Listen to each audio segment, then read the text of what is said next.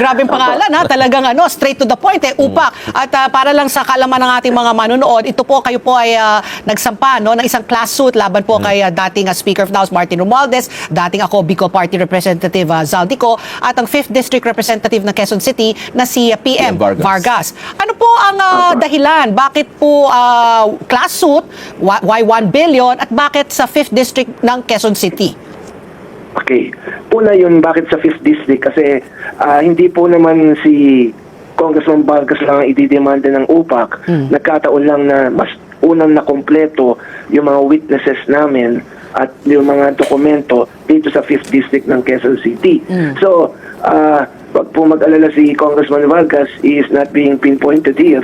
Mas meron pa po susunod sa kanya no, para po ika nga na mga class suit. So, yun ang number one. Number two, bakit yung 1 billion at saka bakit civil case? Oo, civil case. Yung civil case kasi po, ang paniwala po ng aming grupo, yung criminal aspect po ng dito po sa mga involved sa maanumalyang flood control projects ay ginagawa na at gagawin, no, ng mga prosecutorial agencies ng pamahalaan. There's the Ombudsman, there's the DOJ, and then we have the Independent Commission for Infrastructure. In other words, nakatuon na sila dyan sa mga criminal cases. But how come we arrive at this kind of action? Ganito po yun. Yung pong mga nagkaroon ng mga extraordinary mga baha, ganyan, alam naman natin na ang direktang nasalanta dyan ay mga taong bayan. Nawalan ng bahay, yung sasakyan nasira, nawalan ng trabaho, nagkasakit yung mga anak, etc., etc.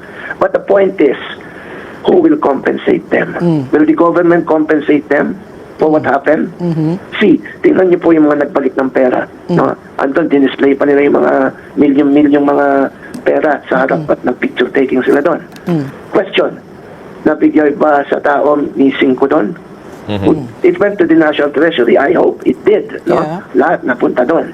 But again, the question is, who will compensate for Pedro or Juan The victims. na nawala ng sasakyan, nawala ng trabaho, etc. In other words, personal yung kanilang ang kanilang damage because of this. So we come out with at yung legal team namin na eto, let's file a civil case for damages. Ano ang anchor namin dyan?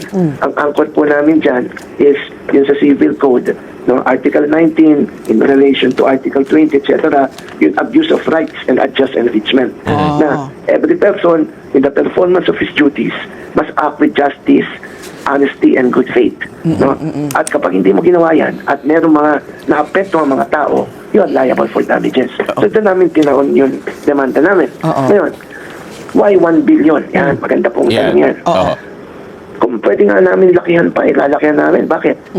Trillion nga yung nawala sa atin no? So when we confined it to 1 billion, we have a ballpark figure na etong mga tao sa District 5, ilan to, ng ilang pamilya, at yung mga kasi yung upak kasi multi-sectoral So we chose a person that would represent its class.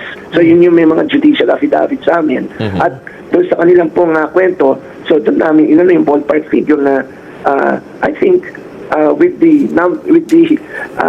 sabihin natin yung alleged na nanakaw o alleged na bulsa na pera ng bayan ay 1 billion is just reasonable na makuha ng tao para direktang mapunta sa kanila dito